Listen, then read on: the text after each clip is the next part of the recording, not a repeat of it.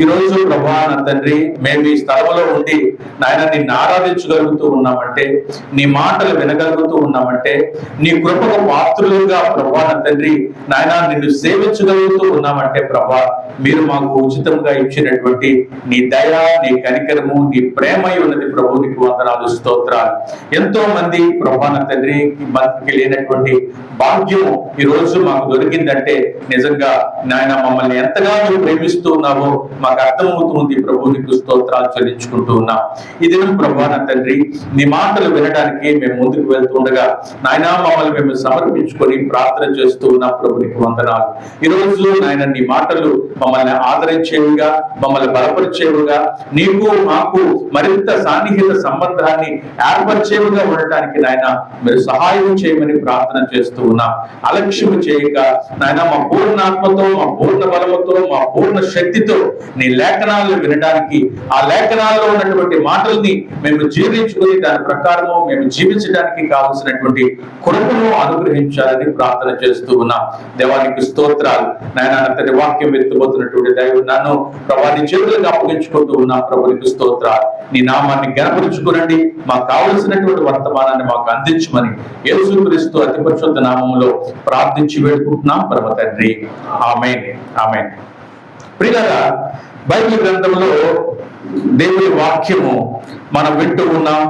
అనేకమైనటువంటి వాక్యాలు వినడానికి దేవుడు సహాయం చేస్తూ ఉన్నాడు. ప్రతి ఆదివారం దేవుని మాటలు దైవజనులు మీకు తెలియజేస్తూ ఉన్నారు. అలాగే అనేక కార్యక్రమాలు జరుగుతున్నప్పుడు వాక్యాన్ని వింటూ ఉన్నాం. మనకి ఇంటికి వెళ్ళిన తర్వాత కొన్నిసార్లు టీవీ సందేశాల ద్వారా లేదంటే వేరే వేరే మీటింగ్స్ కి వెళ్తున్నప్పుడు అక్కడ వాక్యాన్ని వింటూ ఉన్నాం. అయితే ఈ వాక్య భాగాలన్నిటినీ మనం పరిశీలన చేస్తూ ఉంటున్నప్పుడు కొన్నిటిని బైబిల్ గ్రంథంలో అనేకమైనటువంటి భక్తులు జీవితాల్లో మన ముందు దేవుడు ముందుగానే పెట్టాడు.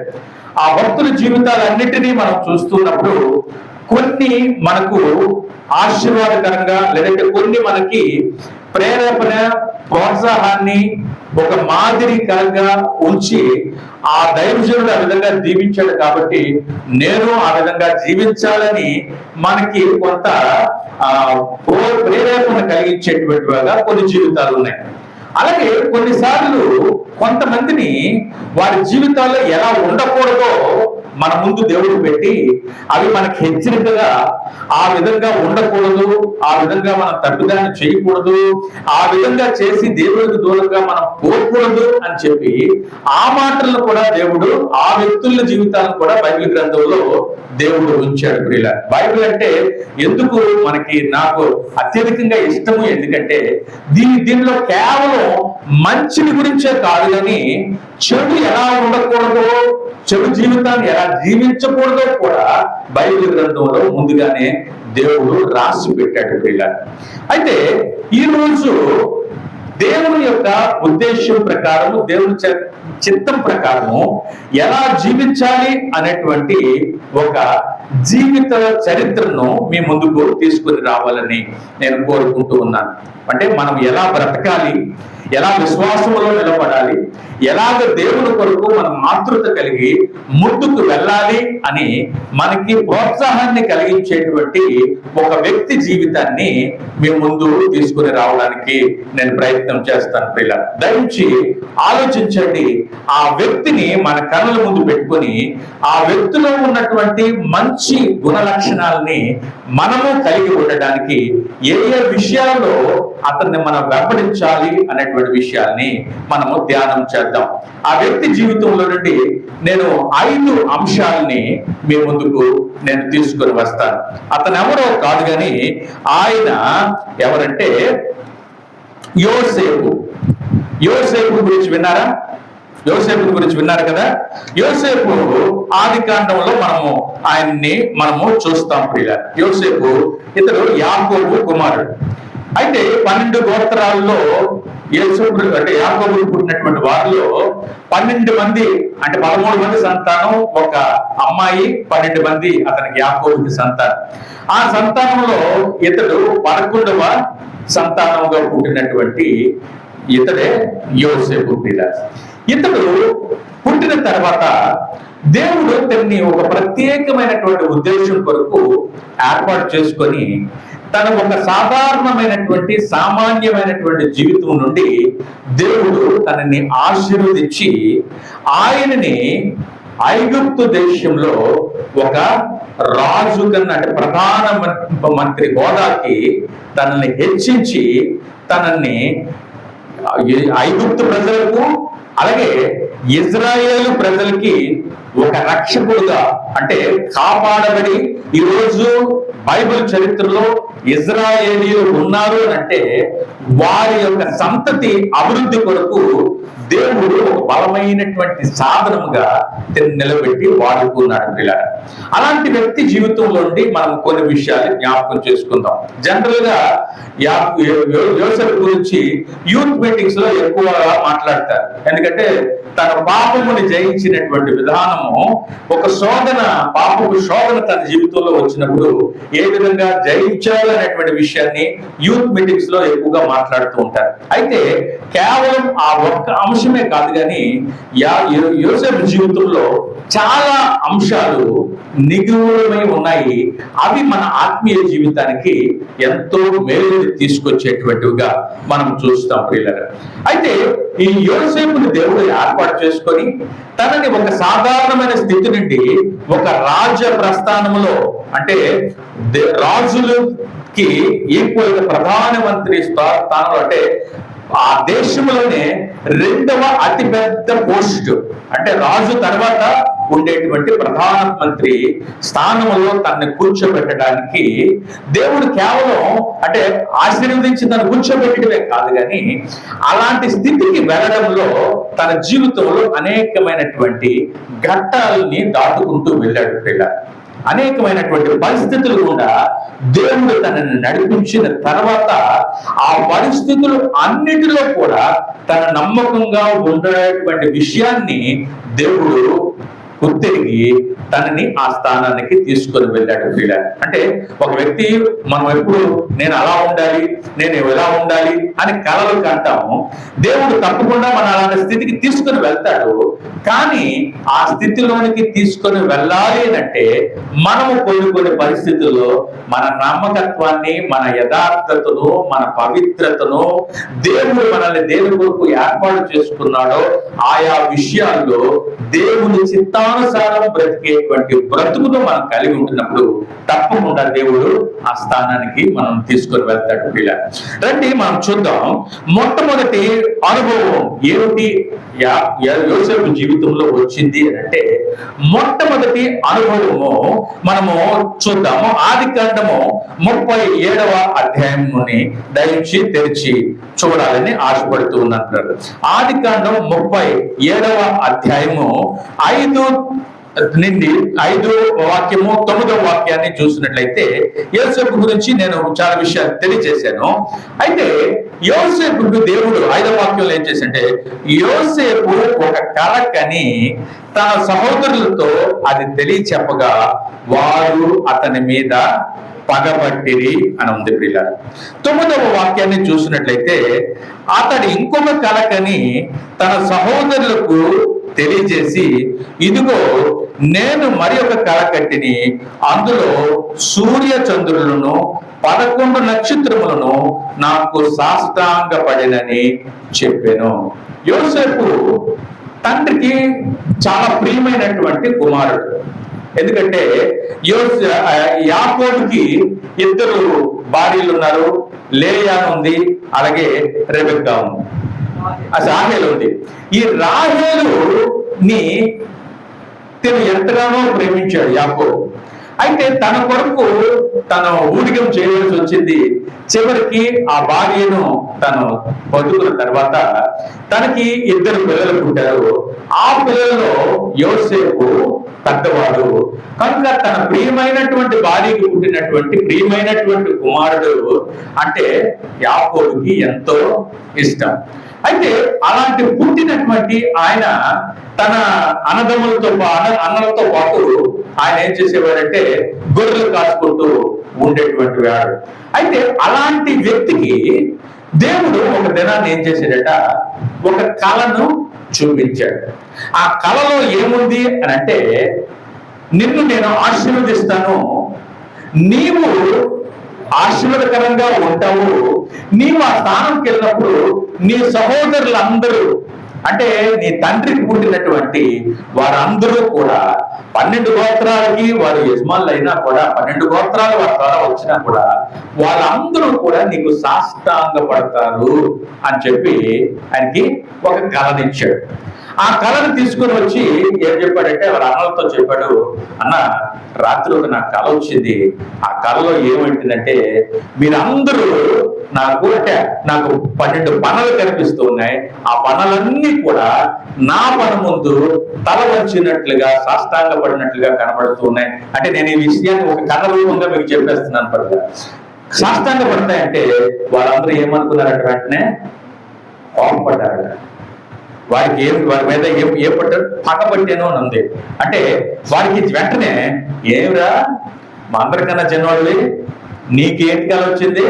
మేమందరం కూడా నీ కాళ్ళ మీద పడతామా? మీకు సాష్టాంగ పడతామా? మేము నీకేంట్రా పొగరా, గర్వమా? మేమందరం అన్నదమ్ములని నీకు కొంచెమైనా భయం లేదా? మేము పెద్దవాళ్ళ ఇంటికి నేను మీ కాళ్ళ మీద పడడం ఏంటని వారు ఆ యోసేపు మీద ఏంటట, వారు పగబట్టారట. అయితే ఈ మాట అయిపోయింది. మరికొన్ని దినాల్లో ఏం చేసిందంటే మరొక కళ వచ్చింది. ఆ కళ ఏముందంటే సూర్య చంద్రులు, అంటే దానికి సాదృశ్యం ఏంటంటే అమ్మ నాన్న తర్వాత నక్షత్రములైనటువంటి పోలినటువంటి మీరు కూడా, మీ అందరూ కూడా నాకు సాష్టాంగ పడతారు. ఇంత ముందు ఏమన్నారు? మేము 11 మంది నీకు సాష్టాంగ పడతా అన్నాం. ఇప్పుడు అమ్మా నాన్న కూడా నీకు సాష్టాంగ పడిందంటే నీకు రోజు రోజుకి పిచ్చి ముదురుతుంది రోయ్. అదే కదా, రోజు రోజుకి నీకు గర్వం బాగా పెరుగుతూ ఉంది. నాన్న నీ మీద ఎక్కువ ప్రేమ చూపిస్తున్నాడని నువ్వేమనుకుంటున్నావు అంటే నిన్ను నువ్వే గొప్పగా తీసుకుంటున్నావా? నాన్న ఎక్కువ ప్రేమిస్తున్నాడు, నీకు మంచి అంగీరుడు కుట్టించాడు, నిన్ను అందరికన్నా ప్రేమగా దగ్గర చేర్చుకుంటున్నాడంటే నీకు రోజు రోజుకి ఏమవుతుంది? పెద్దవాళ్ళంటే గౌరవం పోతుంది. అంత మాత్రం కాకుండా తల్లిదండ్రులు అంటే యాకోబు కూడా ఏమంటున్నాడంటే, ఏయ్ నోరు మూసుకుని ఊరుకో, ఎవడరా మేమందరం నీ కాళ్ళ మీద పడ్డమేంట్రా, నీకు చాలా పిచ్చి చేష్ట బాగా పెరిగిపోతుంది అని చెప్పి గద్దించారట. అయితే నేను ఈ మాట ఎందుకు చెప్తున్నంటే ఆ మొట్టమొదటి అనుభవము దేవుడు తనకి ఇచ్చినటువంటి ఒక కళ ద్వారా ప్రారంభించబడింది. జనరల్ గా కళలు అనేవి 3 రకాలుగా ఉంటాయి. పిల్లలు కళలు ఏంటంటే ఒక్కొక్కసారి బాగా అలిసిపోయి మనం పడుకుంటున్నప్పుడు మన మెదడులో కొన్నిసార్లు మనము ఊహించినటువంటి మాటలు, అనుకుంటున్నటువంటి లేదంటే ఇలా జరిగితే మంచిగా అనుకున్నటువంటి మన ఆశలు ఒక్కొక్కసారి చిన్న చిన్న కళల్లాగా మన జీవితంలో వస్తూ ఉంటాయి. అవి ఏంటంటే ఉదయం లేచిన తర్వాత మర్చిపోతాం కదా. కళలు ఎవరికైనా వస్తాయండి? కళలు రాకుండా ఎవరికి ఉండవు. జీవితంలో కళలు వస్తాయి, కానీ చాలా కళలు వస్తాయి పోతాయి. కానీ ఉదయం లేచిన తర్వాత అనుకుంటాం రాత్రంతా ఒకటే కళ, అక్కడికి వెళ్తున్నట్టుగా, అక్కడ వస్తున్నట్టుగా, అక్కడ ఇది చేస్తున్నట్టుగా, అక్కడ అది చేస్తున్నట్టుగా అని కళ వచ్చింది. కానీ అది పూర్తిగా మనకి జ్ఞాపకం ఉండదు. కళ వస్తుంది, పోతుంది. కొన్నిసార్లు కళలు ఏమొస్తాయంటే మనల్ని చాలా పీడించినట్లు కళలు వస్తూ ఉంటాయి. రాత్రంతా మనం ఏదో పాములతో పోరాడుతున్నట్లుగా, మన మీద ఏదో పీక మీద అడుగేసి తొక్కేస్తున్నట్లుగా, మనల్ని చంపేస్తున్నట్లుగా, మనల్ని ఎవరో మనం వెంటబడుతుంటే పరిగెత్తి మనం పారిపోతున్నట్లుగా భయాన్ని సృష్టించి మనల్ని భయపెట్టేటువంటి కొన్ని చీకటి శక్తులు, అంధకార శక్తులు మనల్ని శోధిస్తూ వచ్చినటువంటి కొన్ని కళలు వస్తాయి.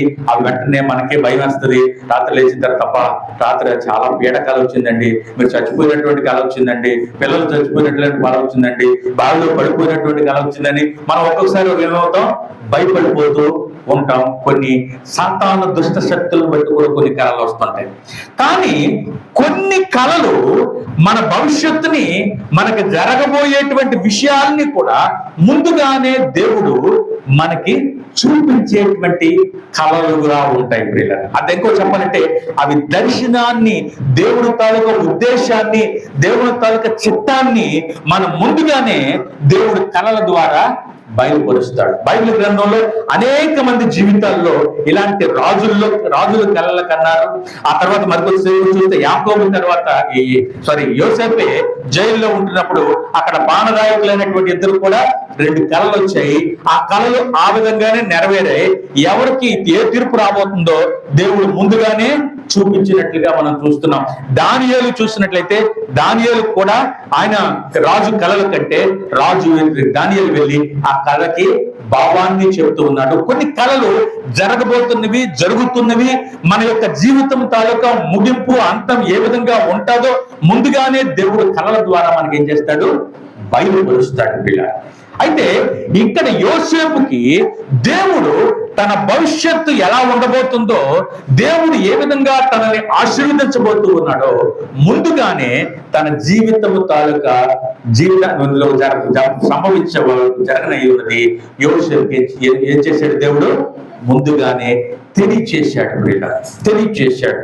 ఈ కళ మన జీవితంలో కూడా చెప్పాలంటే మనకి అలాంటి కళల ద్వారానే మాత్రమే కాదు, కానీ మనకి తేటగా మనకి తెలిసినటువంటి దర్శనపు కళ ఏమిటంటే దేవుడు మనకి ఏమిస్తున్నాడు, దేవుడితో పాటు సదాకాలం ఉండేటువంటి కృపను దేవుడు మనకి ఇస్తూ ఉన్నాడు. ఇది మనకి ఒక దర్శనం.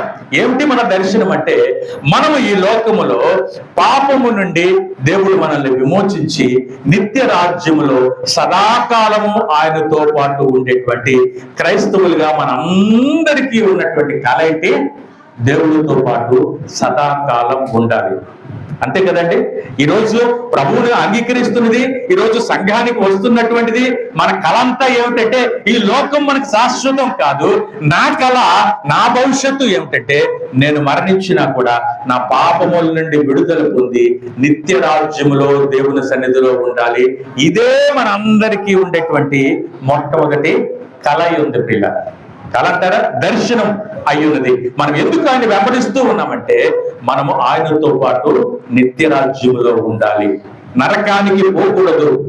జీవము కలిగినటువంటి సత్య దేవుడైనటువంటి పాప విమోచకుడైనటువంటి యేసు తాలూకా సన్నిధిలో, ఆ నిత్య పరలోకములో, అక్కడ కన్నీరు, దుఃఖము, వేదన ఉండనటువంటి ఆ నిత్య లోకములో ఆయనతో పాటు ఉండాలనేదే మనందరికీ దేవుడు ఇచ్చినటువంటి దర్శనం ప్రియ.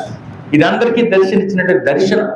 అయితే ఇక్కడ యోసేపు జీవితంలో చూసినట్లయితే దేవుడు నీకు వారందరూ సాష్టాంగ పడతారని కళ అయితే ఇచ్చాడు, కానీ ఆ కళ నెరవేరడానికి జరగబోతున్నటువంటి అనేకమైనటువంటి సందర్భాలు మాత్రం చెప్పలేదు. దేవుడు యోసేపుని పిలిచి, నువ్వు ఇప్పుడు మీ అన్నలు నిన్ను విరోధంగా చేస్తారు, నిన్ను తీసుకుని వెళ్ళి బావిలో పడేస్తారు, బావిలో పడేసిన తర్వాత వాళ్ళు నిన్ను అమ్మేసిన తర్వాత నువ్వు అక్కడికి వెళ్ళబోతూ ఉన్నావు, మానసిగా వెళ్ళబోతున్నావు ఐగుప్తు దేశానికి. అక్కడ మళ్ళా ఆమె నీ మీద పాపము. ఇదంతా కూడా ఆ కథ అంతా మధ్యలో చెప్పలేదు. ఏం చెప్పాడంటే, ఒకటి ప్రారంభం, రెండవది ఏంటి, ముగింపు. కానీ మధ్యలో అనేకమైనటువంటి సంభవాలు కూడా నువ్వు వెళ్ళవలసి వస్తుందనే విషయాన్ని దేవుడిగా ముందుగా తెలియచేయలేదు, కానీ అంతాన్ని మాత్రము ఆయన తెలియజేశాడు. వీళ్ళ బైబిల్ గ్రంథంలో జనరల్ గా ఏమంటారంటే, దేవుడట మన సుఖవంతమైనటువంటి ప్రయాణాన్ని ప్రామిస్ చేయలేదు, కానీ క్షేమకరమైనటువంటి ముగింపును మాత్రం మనకి చెప్పాడు. వీళ్ళ విమానం ఉన్నట అది ఆకాశంలో చాలా సాఫీగా వెళ్ళిపోతుందని చెప్పలేదు, కానీ అది క్షేమంగా మాత్రం దిగుతుంది అన్నటువంటి ల్యాండింగ్ ని మాత్రం మనకి దేవుడు ఇస్తూ ఉన్నాడు. మన జీవితంలో సాఫీగా ఏది జరిగిపోదు. ఇరుకైనటువంటి, ఇబ్బందికరమైనటువంటి, శోధన సంబంధమైనటువంటి అనేకమైనటువంటి పోరాటాలు గుండా మనం వెళ్ళగలుగుతాము, కానీ ఏ పోరాటము మనల్ని మధ్యలోనే నాశనం చేయలేదు, కానీ మనల్ని ఏం చేస్తారు, మన ముగింపు క్షేమకరంగా ఆ పరలోకము దాటి నా యందు విశ్వాసం వచ్చిన వాడు మరణమును దాటి జీవములోనికి ప్రవేశిస్తాడు. కానీ మధ్యలో అనేకమైనటువంటి శోధనలు ఉంటాయి, వాటన్నిటిలో నుండి ఆయన తప్పించువాడై ఉంటూ ఉన్నాడు. తప్పించేటువంటి దేవుడు మన దేవుడు. అన్నిటి గుండా అన్ని వస్తాయి. లోకంలో ఉన్నటువంటి వారికి ఇబ్బందులు ఎలా అయితే కలుగుతున్నాయో, వారికి ఎలా అయితే నష్టం జరుగుతుందో, వారికి ఎలా అయితే అనారోగ్యం వస్తున్నాయో, వారికి ఎలాంటి శోధనలు వస్తున్నాయో, ఇబ్బందులు వస్తున్నాయో ఇవి మనకి లేకుండా ఏమి మీకు కలగవండి. మీరంతా చాలా ఆరోగ్యంగా ఉంటారు, చాలా మంచిగా ఉంటారు, మీరు చేసినంత కూడా ఏమాత్రం కూడా ఇబ్బంది లేకుండా జరిగిపోతుందని మనం అనుకోవడానికి లేదు. కానీ ఒకటి వారికి మనకి ఉన్నది ఏంటంటే, మనము క్షేమంగా మన యొక్క ముగింపు మాత్రం చాలా మహిమకరంగా ఉండబోతూ ఉన్నది. నిజమైనటువంటి కళ, అబ్దుల్ కలాం గారు ఈ విధంగా అంటున్నారు, నిజమైనటువంటి కళ అంటే ఏంటట, మనం పడుకున్నప్పుడు వచ్చేటువంటి కళ కాదు, కానీ మన జీవిత ముగింపు కొరకు ఏదైతే మన నిద్ర లేకుండా చేస్తుందో అదే నిజమైనటువంటి కళ. నేను పడుకున్నప్పుడు వచ్చేటువంటి కళ నిజంగా ఆ కళలన్నీ అనేక వస్తూ ఉంటాయి, పోతాయి. కానీ దేవుడు మనకిచ్చేటువంటి భవిష్యత్తుని గురించి మనకి నిద్ర లేకుండా చేసి శ్రమించేటట్లుగా, కష్టపడేటట్లుగా మనల్ని ప్రోత్సహించి ముందుకు నడిపిస్తారు కదా, అది నిజమైనటువంటి కళ. మనకు నిద్ర లేకుండా చేస్తుందట. ఎందుకంటే నేను ఆ స్థానానికి వెళ్ళాలి, నేను ఈ విధంగా బ్రతకాలి, నేను ఇలా పవిత్రంగా ఉండాలి, నా జీవితం ఇలాగ ఆశీర్వాదకరంగా ఉండాలి, దాని కొరకు నేను ఎంతైనా ప్రయాసపడతానని మనం నిద్రపోనివ్వకుండా ప్రార్థనలో, వాక్యములో మరింత కష్టతరమైనటువంటి, కష్టముగా ఎన్ని కష్టాలు వచ్చినా ఎదుర్కొని నిలబడేటువంటి ధైర్యాన్ని మనల్ని నింపేటువంటి కళ నిజమైనటువంటి కళ. యోసేపుకి దేవుడు ఆ కళనిచ్చాడు.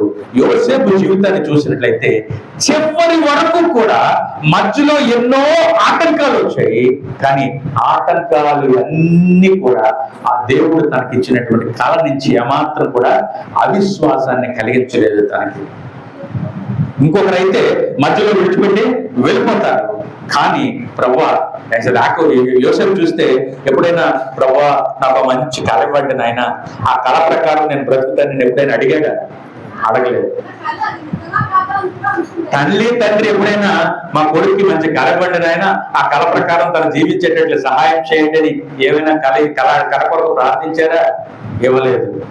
కానీ దేవుడు తనని ప్రేమించి తన భవిష్యత్తుని దేవుడు ఆశీర్వదించాలని చెప్పి దేవుడే ఆ కళను తనకి ఇచ్చాడు ఇలా. కానీ ఎంతవరకు యోసేపు నమ్మాడంటే ఆ కళని, ఇది నా జీవితంలో ఖచ్చితంగా నెరవేరు తీరుతుంది, ఈ పరిస్థితులు ఎన్ని ఇబ్బందికరంగా వెళ్తున్నా కూడా ఈ పరిస్థితులన్నిటినో విమోచించగలిగినటువంటి దేవుడు నా దేవుడు. దేవుడిని ఇప్పుడు పాతాలు విడిచిపెట్టలేదు. యోసేపుకి దేవుడు తోడై ఉన్నాడు అని వ్రాయబడింది.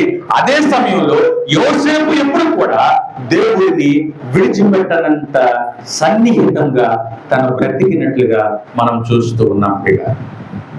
నిజంగా నీకు నాకున్నటువంటి కళ ఏమిటి అని అంటే, దేవుడు మనకి నిత్య రాజ్యాన్ని ఇవ్వబోతూ ఉన్నాడు. మన జీవితం ఒక రోజు గణపరచబడినటువంటి దేవుని సన్నిధిలో నిత్యము జీవించేటువంటి జీవంలోనికి మనం ప్రవేశించబోతున్నాం. ఇది మనందరి కళ. ఆ కళని మధ్యలో ఎన్ని పోరాటాలు వచ్చినప్పుడు ఇలా మనము దాన్ని విడిచిపెట్టలేకపోవడం. అదే నిజమైనటువంటి కళ తాలూకా అర్థం, నిజమైనటువంటి కళ కనినటువంటి వాని తాలూకా ఉద్దేశమై ఉన్నది. ప్రియుల, ఈ కళని యోసేపుకి వచ్చింది. తన భవిష్యత్తు అంతటిని దేవుడు ముందుగా తనకి తెలియజేశాడు. బైబిల్ గ్రంథంలో చూసినట్లయితే ఎంతో మందికి దేవుడు ఈ విధంగా తన యొక్క ముందుగానే దర్శనాన్ని ఇచ్చినట్టు కళనిచ్చాడు. అబ్రహాముకి దేవుడు అంటున్నాడు, అబ్రహామా, నీ సొంత జనాన్ని, నీ సొంత దేశాన్ని నువ్వు విడిచిపెట్టు, నేను నిన్ను కానానులోనికి తీసుకొని వెళ్ళబోతూ ఉన్నాను. నిన్ను ఆకాశ నక్షత్రాలను చూడు, సముద్రపు రేణువులను చూడు, వీటికన్నా ఉన్నట్టుగా నేను నిన్ను దీవించబోతూ ఉన్నాను. కానీ ఆ తర్వాత అబ్రహాం జీవితంలో చూస్తే అనేకమైనటువంటి సమస్యలు వచ్చాయి. పిల్లలు లేకుండా దగ్గర 100 సంవత్సరాలు అబ్రహాము పిల్లలు లేకుండా బ్రతికాడు. కానీ అబ్రహాం ఏం చేశాడు? దేవుడు మాట ఇచ్చాడంటే తప్పిపోనటువంటి దేవుడు అని నమ్మాడు. పిల్లలు దావీదు జీవితంలో కూడా చూసినట్లయితే దేవుడు ఎక్కడో గొర్రెలు కాచుకుంటున్నటువంటి దావీదుకి కూడా దేవుడు తీసుకొని వచ్చి అభిషేకం చేస్తున్నాడు. ఆ సమయాలను పంపించి దావీదుని అభిషేకం చేస్తున్నప్పుడు దావీదు తాలూకా పరిస్థితి అంతా చాలా డిఫరెంట్ గా ఉంది. ఎప్పుడైతే దేవుడు కళనిచ్చాడో, ఎప్పుడైతే దర్శనాన్ని ఇచ్చాడో, దేవుడు ఎప్పుడైతే అభిషేకాన్ని ఇచ్చాడో, దావీదుకి అన్ని కూడా వ్యతిరేకంగానే సంభవిస్తూ ఉన్నాయి. అన్ని వ్యతిరేకంగా. రాజు ఎప్పుడు పురోగితే చంపేద్దామని రాజు వెతుకుతూ ఉంటే దావీదుకి ఏమనిపిస్తుంటే, నిజంగా ఈ దేవుడి కాలేనా లేదంటే దెయ్యం కాలేనా? మధ్యలో నేనంతలో నేనయా అనుకుంటున్నానా, లేదంటే నిజంగా దేవుడే ఇస్తానన్నాడా? ఇప్పుడు యోసేపు జీవితంలో కూడా చేస్తే దేవుడు అంటున్నాడు, నిన్నేమో నేను అందరూ కూడా నీకు సాష్టాంగ పడతారంటే, ఇక్కడ అందరూ ఏమంటున్నాడు, హేళన చేస్తున్నారు, తూలన చేస్తున్నారు, తన్నారు, కొట్టారు, బావిలో తోసారు, అమ్మేశారు. అమ్మేసినప్పుడు యోసేపు కథ ఎలా ఉంటుంది చెప్పండి? ఎక్కడో పొరపాటు జరిగింది, నేను ఎక్కడో తప్పు చేశాను, కనుకనే ఈ మాట నా అన్నలకు చెప్పకుండా ఉండాల్సింది, మా నాన్నలకు చెప్పాలని మా నాన్నకి చెప్పకుండా ఉండాల్సింది, నేనేదో పొరపాటు పడిపోయి ఏం చేశానంటే దేవుడే నాకు కలిగించానని చెప్పి భ్రమపడిపోయి దేవుడే కదా నాకు ఈ మాట ఇచ్చాడని చెప్పేశాను. ఎంత తప్పు జరిగిపోయింది అన్నాడు. కానీ యోసేపు అలా అనుకోలేదు, అబ్రహాం అలా అనుకోలేదు, దావీదు అలా అనుకోలేదు. బైబిల్ గ్రంథంలో భక్తుల జీవితాలు చూస్తే వారు దేవుని మాటని నమ్మారు, దాని కొరకు కడ వరకు ఏం చేశారు, నిలవబడ్డారు పిల్లలు. ఈరోజు కోరుకున్న సంఘమైనటువంటి నీకు నాకు దేవుడు ఇచ్చినటువంటి వాగ్దానం, నిన్ను ఏర్పాటు చేసుకున్నటువంటి దేవుడు ఏదో నిన్ను నాశనం చేయడానికి, మధ్యలో విడిచిపెట్టడానికి, లేదంటే నీకు శ్రమలు వస్తే నిన్ను తోసివేసి నిన్ను పాడు చేయడానికి దేవుడు ఏర్పాటు చేసుకోలేదు. కానీ ఒక విషయాన్ని మనం నమ్మాలి ప్రియులారా, మనం ఎప్పుడు ఆ నమ్మకాన్ని మన జీవితంలో పెట్టుకోవాలి. నా దేవుడు నమ్మకమైనటువంటి కోరుకోటలో ఇంతమంది ఉన్నారు, విజయనగరంలో ఇంతమంది ఉన్నారు, నా రాష్ట్రంలో ఇంతమంది ఉన్నారు, ఎంతో మంది తెలివైన వాళ్ళు, గొప్ప వాళ్ళు, చదువుకున్నటువంటి వారు ఉన్నారు, ఆస్తిపరులు ఉన్నారు, ఉన్నతమైనటువంటి స్థితిలో ఉన్నటువంటి వారు ఉన్నారు. వారందరికన్నా దేవుడు నన్ను ఎంచుకొని నాకు రక్షణనిచ్చి నన్ను ఏర్పాటు చేసుకొని నిత్య రాజ్యానికి వెళ్ళడానికి నాకు ఒక మాట ఇచ్చి ఈ సంఘములో నన్ను పెట్టాడు అంటే నా దేవుడు ఏం చేయాలి, నమ్మకమైనటువంటి వాడు. తొనకిసలాడకూడదు, తొలికిసలాడకూడదు. పరిస్థితులు ఎన్నైనా మారవచ్చు. యోసేపు జీవితంలో పరిస్థితులు మారుతున్నాయి, కానీ యోసేపు మారలేదు. హల్లెలూయా. చాలా సార్లు పరిస్థితులు బట్టి మారిపోతా ఉంటాం. ఇలాంటి పరిస్థితి వచ్చింది, ఇప్పుడు ఏం చేయాలా? సరే, ఒక తప్పు చేస్తే ఏంటైపోయింది, ఒక పాపం చేస్తే ఏమైపోయింది, పరిస్థితులు వచ్చాయండి, అందుకు పరిస్థితులు బట్టి నేను దాటి ఉండడానికి ఇలాంటి పరిస్థితుల్లో ఇంకేమేం చేయగలనండి అని చాలా సార్లు పరిస్థితులను బట్టి మారిపోతూ ఉంటాము. కానీ ప్రియులారా, పరిస్థితులు వస్తాయి పోతాయి, కానీ దేవుడు మనకి ఇచ్చినటువంటి మాట మాత్రం యథార్థమైనది, ఖచ్చితమైనది, నిత్యమైనది. ఆ మాట మీద మనం ఎలా ఉండాలి, నమ్మకాన్ని కలిగి చివరి వరకు నిలబడేటువంటి జీవితమే పరిపూర్ణమైనటువంటి ఫలితాన్ని మన జీవితాల్లో ఇస్తాడు ప్రియులారా. యోసేపులో ఆ గొప్ప సుగుణం మనం చూస్తూ ఉన్నాం. ఆ తర్వాత ముందుకి వెళ్తున్నట్లయితే ప్రియులారా, ఆ తర్వాత ముందుకు వెళ్ళి చూసినట్లయితే రెండవ అనుభవం ఏమిటంటే శ్రమల అనుభవం. యోసేపుకి కల వచ్చింది, కలని అన్నల దగ్గరికి చెప్పాడు. చెప్పిన వెంటనే ఏమనుకున్నాడంటే యోసేపు, అబ్బా మాకు లేని భాగ్యం నీకు దేవుడిచ్చాడు రా, ఎంత మంచివాడివి, రండి యోసేపు దా కూర్చొని ఆయన నీకు మన ఇంట్లో అంటే జనరల్ గా ఎవరైనా 12 మంది పిల్లలు ఉన్నారు, ఒకరికి ఒక గవర్నమెంట్ జాబ్ వచ్చింది అనుకోండి, మనం ఏంటంటే అబ్బా మా తమ్ముడికండి ఉద్యోగం వచ్చింది, లేదంటే మా తమ్ముడికండి గొప్ప ఏదో ఒక మేలు దొరికింది అని చెప్పి 10 మందికి చెప్పుకుంటాం కదా. ఇతనికి కల వస్తే కళను బట్టి దేవుడు తినని ఆశీర్వదించబోతున్నాడు అని అంటే వాళ్ళందరూ వచ్చేసి పిలిచి పేటయ్యలేదు, కానీ పిలిచి బెత్తం పట్టుకున్నారు. ఏంటి, పిలిచి పేటేసి గౌరవించలేదు, కానీ బెత్తం పట్టుకున్నారట. ఆ చివరికి అన్నదమ్ములు ఏం చేశారంటే ద్వేషం పెరిగిపోయింది వీళ్ళ మధ్యలో. ద్వేషించడం, అతని మీద ఈర్ష చెందారు, అతని మీద వారు కోపోద్రేకులైపోయారు. వాడికి సమయం దొరికితే వీడి మీద కక్ష సాధించాలనేటువంటి మనసుని హృదయంలో పెట్టుకున్నాడు. ఈ చివరికి తండ్రి కూడా గద్దించాడు. తండ్రి కూడా 9వ వాక్యం 10వ వాక్యాన్ని చూడండి, 37లోని 10వ వాక్యాన్ని చూసినట్లయితే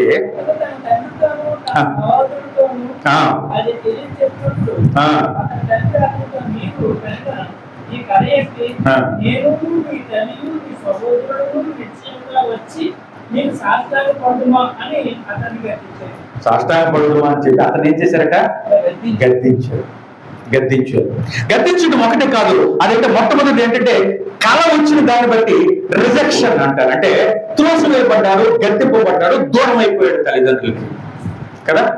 ఈరోజు మన ప్రభు దగ్గర ప్రభుని రక్షింపబడిన తర్వాత ఇంటికి వెళ్ళిన తర్వాత నా పాపాలన్నీ ఒప్పుకున్నానంటే, నేను మారు మనసు పొందాను, పశ్చాత్తాపం చెందంటే చాలులే, నోరు మూసుకొని పాపాలు క్షమింపడ్డం, లేదంటే మారు మనసు పొందాం, పశ్చాత్తాపం, ఎక్కడరా నేర్చుకున్న ఈ మాటలన్నీ, నోరు మూసుకొని ఉండు చాలు, అంతే కదా.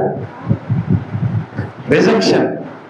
ఈరోజు ప్రభుని అంగీకరించినందుకు మనం సత్యంగా జీవించడానికి ప్రభు ఇచ్చినటువంటి మాట చెప్పున బ్రతకాలని విశ్వాస జీవితాన్ని ప్రారంభిస్తే లోకం ఏం చేస్తుంది? మనల్ని రిజెక్ట్ చేస్తుంది, త్రోసివేస్తుంది. ఇంత ముందులాగా మనల్ని స్వీకరించదు కదా. మనం ప్రభువు నమ్ముకున్నటువంటి ఆరంభ దినాలను చూసినట్లయితే లోకం మనల్ని ఏం చేసింది? తృణీకరించింది. ఎప్పటికీ మనల్ని తృణీకరిస్తూ ఉంది. మనల్ని తక్కువ వారుగా, మనల్ని బుద్ధిహీనులుగా, లేదంటే మనకు పనికి మాలినటువంటి వారంగా విజ్జుపెట్టి సంఘానికి వెళ్తున్నారు తప్ప అక్కడ ఏముందని మన మీద లోకం ఏం చేస్తుంది? మనల్ని రిజెక్ట్ చేసేటువంటి మొట్టమొదటిది తోసివేసి మనల్ని కలుపుకోదు. నువ్వు వేరు, మేము వేరు, మేము లోకములో ఉన్నటువంటి లోక సంబంధులట, వారు చీకటిలో ఉన్నారు కాబట్టి వెలుగుని వారు ప్రేమించరు, కానీ వెలుగు చీకటి సంబంధాలు ఏం చేస్తారు? మనల్ని తోసివేస్తారు, మనం దూరం పెడతారు. ఇక మీద మా ఇంటికి రావద్దు, ఇక మీద మా సంబంధాలు కావద్దు, మీది వేరు, మాది వేరు అని ఏం చేస్తారు? మనల్ని త్రోసివేస్తారు. ఈ అన్నలు కూడా ఏం చేశారు? చివరికి తల్లిదండ్రులు కూడా ఏం చేశారంటే రిజెక్షన్, గద్దించడం. నువ్వు పనికి వాళ్ళ అయిపోయావురా, అంత మాత్రం కాకపోయినా ప్రియులరా, వారు ఏం చేశారు? తర్వాత తన్ని పట్టుకొని నాన్న పంపించాడు. తమ్ముడు అన్నయ్యల దగ్గరికి వెళ్ళి ఏదైనా తిరుమండాలు కొన్ని తీసుకొని వెళ్ళి వారు ఎలా ఉన్నారో పరామర్శిరామంటే, ఇతడు వెళ్ళినప్పుడు ఏం చేశారట? తను పట్టుకున్నారట. సరైనటువంటి సమయం దొరికింది అని చెప్పి ఆ వాడిని చంపడానికి ఉద్దేశించి చాలా తీవ్రమైనటువంటి పరిస్థితి గుండా యోసేపు వెళ్లాల్సి వచ్చింది.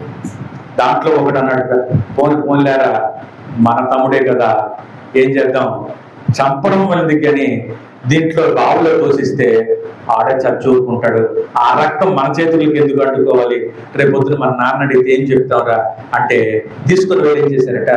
బావిలో తోసేశారు. బావి ఎలాంటిది? నీరు లేనటువంటి బావిలో తోసేశారు. నీటిలో తోస్తే కొంచెం తక్కువ దెబ్బ తగులుతుంది, కొంచెం ఈదుకొనైనా వాడు బ్రతికే అవకాశం ఉంటుంది, కానీ నీరు లేనటువంటి బావిలోనికి తోసేశారు. తోయడం మాత్రమే కాకుండా ఇంకా వీటి ద్వారా ఏదైనా సంపాదించుకుంటే బాగుంటది అని చెప్పి అక్కడ వ్యాపారస్తులు ఐగుప్తులకు వెళ్తుంటే ఏం చేశారంటే తీసుకొని వెళ్ళి తనకి అమ్మేశారట. వెండి నాణాలకి అమ్మేశారు.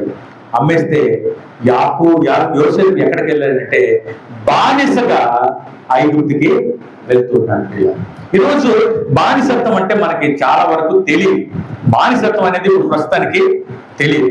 మొన్న శ్రీతో మేము మాట్లాడుతున్నప్పుడు నేను అంటే మన ఊర్లో ఉన్న సాంప్రదాయాల ప్రకారం ఏముంటదంటే కుల వ్యవస్థలు ఉన్నాయి, లేదంటే ఒక్కొక్కరికి ఒక్కొక్క అంటే పని వృత్తి అనేది ఉంది. అంటే నేను అంటున్నానని కులమని అంటున్నానని అనుకోవద్దు. మంగళవాళ్ళు అంటే వీళ్ళందరూ కూడా గడ్డం గీయడానికి, తల కట్ చేయడానికి, గోళ్ళు కట్ చేయడానికి, ఏదైనా పెళ్లి జరిగితే మంగళవాడు వచ్చి ఫలానా పని చేస్తేనే అని ఒక నియమం ఉంటుంది. చాకలి వాళ్ళు అంటే వాళ్ళు బట్టలకి, ఇలాగూ ఒక్కొక్కరికి ఒక్కొక్క కుల వృత్తులు ఉన్నాయి. ఆ కుల వృత్తులు బట్టి ఆదిమ దినాల్లో చాలా స్ట్రిక్ట్ గా ఉండేవి. బానిసల్లాగా ఆ కుల వృత్తుల్లో ఉన్నటువంటి వాళ్ళని వాడుకునేటువంటి వారు. సంవత్సరానికి 20 పుట్లో 10 పుట్లో ధాన్యం అంటే ఆ సంవత్సరంలో అది తింటే బ్రతుకుతే చాలు, వారి ద్వారా సాధ్యమైనంతగా బట్టలు ఉతుకుంచుకోవడం, లేదంటే పనులు చేయించుకునేవారు. అది ఒక రకమైనటువంటి మోడర్న్ బానిసత్వం. కానీ ఆ దినాల్లో బానిసత్వం ఎలాంటిది అంటే ఒక వ్యక్తిని ఒక జంతువును కొనుక్కున్నట్లుగా అమ్ముకోవడం, లేదంటే ఇంట్లో పెట్టుకోవడం. జంతువు చూడండి, మన కుక్క పిల్లలు కొనుక్కుంటాం. కుక్క పిల్లలు కొనుక్కొని ఇంట్లో పెట్టుకుంటే ఆ కుక్క పిల్లకి ఏం చేస్తాం, నచ్చితే తిండి పెడతాం, మనం ఎప్పుడు మన మిగిలిపోయింది వేస్తాం. కానీ ఆ కుక్క మాది కట్టిన దగ్గరే లేదంటే కాపలుగా అలాగా ఉండాలి తప్ప ఆ కుక్క నాకు భోజనం పెట్టలేదు ఈరోజు కనుక నేను అడగను, నేను రాత్రి పడుకుని పోతాను, నాకు భోజనం పెడితేనే రాత్రి అరుస్తాను, కుక్క అరుస్తుంది. కుక్క అడుగుతుందా? లేదు కదా. బానిస అంటే ఆ జంతువుని కోరినట్టుగా మనుషుల్ని బానిసలుగా అమ్మేటువంటి వారు. వారికి రైట్స్ అనేటువంటి ఉండవు, హక్కులు ఉండవు. నాకు ఇది కావాలి అని అడిగేటువంటిది యజమానుడు పెడితే తినడం, లేదంటే పస్తులు ఉండడమే తప్ప ఏ పని చెప్తే ఆ పని అయ్యో నాకు కష్టమైంది, రాత్రంతా పని చేశాను, మళ్ళా రోజు నిద్ర లేకుండా ఈ పని చేయమంటే ఎలా చేస్తానండి అని అడిగేటువంటి అధికారం ఉండదు. ఇందాక మనం కీర్తనలో కూడా చదువుకున్నాం,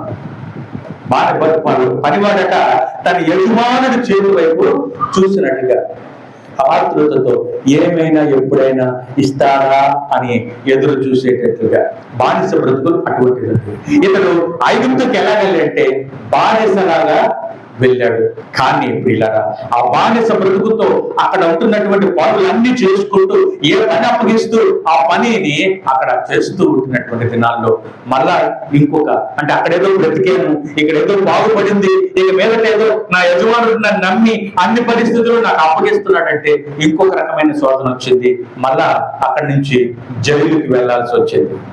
జైలు కూడా మనం ఉంటున్నటువంటి జైలు కాదు. ఈ రోజు జైల్లో అన్ని రకాలైనటువంటి వసతులు కూడా కల్పిస్తారు, వారికి సమయానికి భోజనం పెడతారు. కానీ ఆ రోజుల్లో జైలు అని అంటే చీకటి గది, బయటికి వెళ్ళి సూర్య చంద్రుల యొక్క వెలుగులు చూడటానికి కూడా అవకాశం లేనటువంటి డంజన్ అంటారంటే అదేంటంటే చీకటి గదుల్లో కొట్లలో వాటిని ఉంచేసేటువంటి పరిస్థితి పెరిగారు. కానీ యోసేపు వచ్చినటువంటి కళ ఏమిటంటే సూర్యుడు చంద్రుడు నీకు లోపడతాడు అంటే ఇక్కడ సూర్యుడు చంద్రుడు వెలుగు కూడా కనపడటం లేదు. ఎలా ఉంటది? కానీ ప్రియులారా, ఈ శ్రమలు అనేటువంటి ఆ పరిస్థితుల గుండా దేవుడు వెళ్తున్నప్పుడు ప్రియులారా, దేవుడు ఎప్పుడు కూడా యోసేపు దేవునికి వ్యతిరేకంగా నిలబడలేదు. అన్ని శ్రమలను ఎంతో సహనంతో ఓర్పుతో వెళ్తూ ఉన్నాడు. యోసేపు గురించి మనం జనరల్ గా ఆలోచిస్తే ఏమనుకుంటామంటే, నేను ఎలాంటి బ్రతికేటువంటి వాడిని, మా నాన్న ఎంత నన్ను బాగా చూసుకునేవాడు, కానీ ఇప్పుడు బానిస బ్రతుకు అయిపోయింది అని చెప్పి ఎలా ఉండాలి యోసేపు? ఎప్పుడు చూసినా మనసులో ఎప్పుడు చూసినా అది దిగాలు పడుతూ, అయ్యో నా బ్రతికి ఎందుకు ఎలాగైపోయింది, అయ్యో నా జీవితం ఎందుకు ఎలాగైపోయింది, ఏమిటి నేను చేసిన తప్పు, ఏం పాపం చేశాను, ఏం అన్యాయం చేశాను మా అన్నలకి, వాళ్ళు నన్ను ఎంతగా ద్వేషిస్తారా, నన్ను ఎంతగా కొట్టి అమ్మేస్తారా, ఏమిటి బ్రతుకు. ఒకప్పుడు నాన్న ఇంటి దగ్గర ఉంటున్నప్పుడు నేను అధికారంతో ఆర్డర్లు వేసేవాడిని, ఇప్పుడు నన్ను ఆర్డర్లు వేస్తుంటే ఆ పని అంతా చేయాల్సి వస్తుంది అని చెప్పి యోసేపు ఎప్పుడు కూడా శ్రమలలో దిగాలుగా ఉండలేదు. కానీ దేవునితో గడపడం యోసేపుకున్నటువంటి గొప్ప. భక్తుడు అంటున్నాడు, నీకు శ్రమలు వచ్చాయా ఎక్కువగా స్తుతించు, నీకు శోధన వచ్చిందా ఎక్కువగా దేవుడిని ఆరాధించు, నీకు ఇబ్బంది వచ్చిందా ఎక్కువగా దేవుడి సన్నిధిలో గడుపు. మనకి శ్రమలు, ఇరుకులు, ఇబ్బందులు దేవుణ్ణి స్తుతించడానికి సాధనాలుగా అవ్వాలి తప్ప అవి మనల్ని నాశనము చేసేటువంటి, మనల్ని కిందకు పడగొట్టేటువంటి విషయాలు కాకూడదు. ప్రియుడా, శ్రమలు వచ్చినప్పుడు ఎలాగ మనం స్పందిస్తూ ఉన్నాం? 10 మందికి చెప్తా ఉంటాం, అయ్యో నాకు ఎలాగైపోయిందండి, నాకు అలాగైపోయిందండి. ఎప్పుడెప్పుడు చిన్నప్పటి నుంచి జరిగిన సంఘటనలు కూడా మనం జ్ఞాపకం చేసుకుంటూ అందరికీ అయ్యో నా కోసం ప్రార్థన చేయండి. అయ్యో కొంతమంది చూస్తే ఎప్పుడు చూసినా ముఖాలు దిగాలుగా ఉంటాయి. ఎన్ని కార్యాలు జరుగుతున్నా కూడా ఇంకా దిగాలుగే, నాకు అది లేదు, నాకు ఇది లేదు. కానీ యోసేపు జీవితంలో చూస్తే ఎన్ని శ్రమలు వచ్చినా కూడా, అందుకని బైబిల్లో చాలా తిరిగి మాట రాయబడింది, దేవుడు యోసేపుకు తోడై ఉన్నాడు, యోసేపు దేవుడితో ఉన్నాడు. హల్లెలూయా. ఎప్పుడు తోడై ఉంటాడంటే దేవుడు ఎప్పుడు తోడే ఉంటాడంటే నీవు దేవుడి దగ్గరగా ఉంటున్నప్పుడు నీకు దగ్గరగా ఎవరు ఉంటారో దేవుడు ఉంటాడు. యోసేపు దేవుడు దూరం అయిపోతే దేవుడు యోసేపు దగ్గరికి రాలేదు, కానీ యోసేపు అన్ని పరిస్థితుల్లో కూడా దేవునికి దగ్గరగా ఉన్నాడు. మన పాట పాడుకుంటాం, దేవుడు మనకు ఎల్లప్పుడు, దేవుడు మనకు ఎల్లప్పుడు తోడుగానున్నాడు, తోడుగానున్నాడు. దాంట్లో యోసేపు ద్వేషింపబడినప్పుడు, యోసేపు ద్వేషింపబడినప్పుడు, గోతిలో త్రోయబడినప్పుడు, శోధనలో చెరసాలయందు, శోధనలో చెరసాలయందు సింహాసనమేకినయపుడు తోడుగనున్నాడు. దేవుడు మనకు ఎల్లప్పుడు, దేవుడు మనకు ఎల్లప్పుడు. ఈ పాట చూస్తుంటే ఈ పాటలో అబ్రహాముతోని ఆదాముతోని ఆ దేవుని భక్తులతో దేవుడు ఎలా తోడై ఉన్నాడు అనేటువంటి ఈ పాట చాలా చక్కగా ఉంటది. ఇక్కడ ఏంటంటే యోసేపు దేవుడు తోడై ఉన్నాడు. ఎప్పుడు తోడై ఉన్నాడు? ద్వేషింపబడుతున్నప్పుడు, అన్నల చేత ద్వేషింపబడుతున్నప్పుడు దేవుడు యోసేపుకు తోడై ఉన్నాడు. ఎలా తోడై ఉన్నాడు అంటే అంతగా ద్వేషింపబడి చచ్చిపోతాడనేటువంటి సమయం వచ్చినప్పుడు కూడా దేవుడు తనని చావకుండా కాపాడుతూ ఉన్నాడు.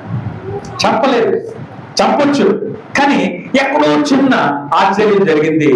చంపడం ఎందుకు, అమ్మేద్దాం అన్నాడు, అమ్ముకున్నాడు. ఇక్కడ కూడా ఆ బానిసత్వం బానిసుడిగా అక్కడ ఉంటున్నప్పుడు కూడా పిల్లరా, ఒకవేళ బానిస తన యజమానుడు భార్యతో ఏమాత్రం తప్పు అంటే మిస్బిహేవియర్ చేశాడు, లేదంటే ఏదైనా తప్పు జరిగింది అని తెలిస్తే అప్పుడు ఉన్నటువంటి బానిసని ఏం చేయవచ్చు, వెంటనే చంపేయవచ్చు. కానీ చంపలేదు. దేవుడు ఎలా కాపాడేటంటే సరే చంపకుండా చెరసాలకి పంపించడం జరిగింది. ఈ విధంగా దేవుడు తోడయ్యే ఉన్నాడు, దేవుడు వెనవెంటనే ఉన్నాడు. కానీ పరిస్థితులన్నిటిలో కూడా యోసేపు వెళ్తున్నప్పుడు దేవుడు కూడా తనతో పాటు ఉన్నాడు. శద్రకు మేషకు అబేద్నెగోల యొక్క జీవితాన్ని చూసినట్లయితే శద్రకు మేషకు అబేద్నెగోల్ని పట్టుకొని ఆ అగ్నిగుండంలో తోసేస్తే దేవుడు అక్కడ తోడై ఉన్నాడు. నాలుగో వ్యక్తిగా ముగ్గురు పడవేశాం కదా, ఏంటి నాలుగో వ్యక్తి అన్నాడు? ఈయనెవరు అంటే దేవుడు వారితో ఉన్నాడు. మీద చాలాసార్లు అనుకుంటాం సుఖంలో దేవుడు మనకు తోడై ఉంటాడు అనుకుంటాం, కానీ సుఖం కన్నా కష్టాల్లోనే దేవుడు మనకు దగ్గరగా ఉంటాడు. హల్లెలూయా. అందుకని బైబిల్ గ్రంథం ఏమంటుంది, మీకు నిందలు హింసలు శ్రమ వచ్చినప్పుడు మీరు సంతోషించి హల్లెలూయా ఆనందించమని బైబిల్ ఎందుకు చెబుతుందంటే అలాంటి సమయంలోనే దేవుడికి నీవు దగ్గరగా ఉంటావు, నీకు దేవుడు దగ్గరగా ఉంటాడు. హల్లెలూయా. ఎవరికైనా సంభవం అలాంటి పరిస్థితులు నువ్వు వెళ్తున్నావా? నీ కుటుంబంలో ఇరుకులు ఇబ్బందులు ఉన్నాయని నిరుత్సాహపడుతున్నావా? లేదంటే ఇలాంటి పరిస్థితి ఎందుకు వచ్చింది అనుకుంటున్నావా? ఎందుకు వచ్చిందంటే నీకు దేవుడు దగ్గరగా ఉండడానికి, నీవు దేవుడికి దగ్గరగా ఉండడం కోరుతుంది. హల్లెలూయా. అందుకనే సామెతలు రాసినట్టు అత్యధికమైనటువంటి నాకు కావాల్సిన దానికన్నా ఎక్కువగా ఉంటాడు యెహోవా ఎవరని అంతనేమో, అలాగని ఇతరుల దగ్గర చేయి చాపేటువంటి వ్యక్తిగా నన్ను చేయకు, నేను దొంగిలించి నీ నామాన్ని దూషిస్తానేమో, కానీ నాకు ఎప్పుడూ కూడా నీ సన్నిధి ప్రసన్నత నాతో పాటు దగ్గరగా ఉంచుమంటాడు. పిల్లరా, శ్రమలు, ఇబ్బందులు మనల్ని పాడు చేయడానికి, నాశనం చేయడానికి కాదు, కానీ అవి మనల్ని ఓదార్చి దేవుని సన్నిధిలో దేవుని హక్కును చేర్చడం కొరకు దేవుడు ఉపయోగించేటువంటి సాధనాలు అవి ఉన్నాయి పిల్లలు. ఇక్కడ యోసేపుకు దేవుడు తోడై ఉన్నాడు. అయితే యోసేపు వాటన్నిటిలో కూడా మేలుగా దేవుడు వారిని చెరసాలకుండా అన్నిటిని నేర్పించాడట. అయితే దేవుడు ఆ రెండు పాఠాల్లో శ్రమల తలలో రెండు ప్రాముఖ్యమైనవి ఏంటంటే, ఒకటి బానిసత్వంలో యోసేపుని దేవుడు ఎందుకు పెట్టాడంటే, బానిసత్వంలో యోసేపుని దేవుడు ఏం నేర్పించాడంటే పిల్లరా, రాజమందిరాన్ని అంతటినీ కూడా ఎలాగూ కాపాడాలో లేదంటే ఎలా నడుచుకోవాలో దేవుడు అక్కడ నేర్పించాడట. ఇతడు బానిసగా వెళ్ళాడు. బానిసగా వెళ్ళిన తర్వాత ఏం జరిగిందట, అక్కడ యజమానిని, ఆ యజమాని ఇంట్లో ఉన్నటువంటి ప్రతిదీ కూడా ఏం చేస్తున్నాడు యోసేపు, అన్నిటినీ చూసుకుంటున్నాడు. అన్ని అంటే అతనికి ఇచ్చినటువంటి అధికారం ఏంటంటే, నమ్మకత్వంగా తనకున్నటువంటిది, అంటే తన భార్యను, అంటే ఇంట్లో ఏది కూడా, తనకున్నది ఏది కూడా ఆ యజమానుడు చూసుకోలేదు. అన్ని యోసేపుకి అప్పగించాడు. ఏదైనా పని అప్పగించడం అంటే ఎలా ఉంటుందంటే, యోసేపు ఎంత నమ్మకస్తుడంటే, చర్చిలో ఫ్యాన్ తిరగటం లేదంటే యోసేపుని పిల్లంటే బాగా చేస్తాడు. అవి మొక్కలు పడిపోతున్నాయండి, నీళ్ళు లేవు వాటికి అంటే యోసేపు చెప్పండి నీళ్ళు పోసేస్తాడు. బయట టేబుల్ సర్దాలి, యోసేపు ఉన్నాడు కదా. బయట క్లీన్ చేయాలి, యోసేపు ఉన్నాడు కదా. తాళం తీయాలి, యోసేపు ఉన్నాడు కదా. ఏ పని చెప్పినా యోసేపే. అందుకే ఆ యజమానుడికి ఏమాత్రం కూడా చింతే లేదు. ఆఫీస్కి బయలుదేరాడు, బ్యాగ్ రెడీగా ఉంది, టిఫిన్ బాక్స్ రెడీగా ఉంది, అయ్యారు వెళ్ళండి. వచ్చాడు, వచ్చిన తర్వాత ఎక్కడ కూర్చోవాలి, ఏమి తాగాలి, ఏమి తినకూడదు, ప్రతిదీ కూడా యోసేపు తను ఏం చేస్తున్నాడు, ఇంట్లో అన్నిటినీ చూసుకునేటువంటి నమ్మకమైనటువంటి వాడుగా యోసేపు ఉన్నాడు. అందుకనే దేవుడు యోసేపుని ఏం చేశాడంటే, ఆ నమ్మకత్వానికి గుర్తుగా తనని రాజమందిరంలోకి తీసుకెళ్లి దేశాన్ని అంతటినీ పరిపాలించేటువంటి గొప్ప, అది ఎక్కడి నుంచి వస్తుంది అంటే, చిన్న విషయాల్లో నమ్మకం, పెద్ద విషయాల్లో చిన్న విషయాల్లో నువ్వు నమ్మకం లేకపోతే పెద్ద విషయాల్లో నువ్వు ఎక్కడ నమ్మకంగా నమ్మొచ్చు. నిన్నో 10 పైసల దగ్గర నువ్వు నమ్మకంగా లేకపోతే 10 కోట్ల దగ్గర ఎక్కడ నువ్వు నమ్మకంగా ఉంటావు? ఒక చైర్ వేసిన దగ్గర నువ్వు నమ్మకంగా లేకపోతే నువ్వు అనేక మంది చైర్ మీద, నువ్వు సింహాసనంలో కూర్చోవడానికి నువ్వెక్కడ నమ్మకంగా ఉంటావు? పిల్లరా, అది మనం నేర్చుకోవాల్సినటువంటి గొప్ప సత్యం. యోసేపుని నమ్మకంగా ఉన్నాడట.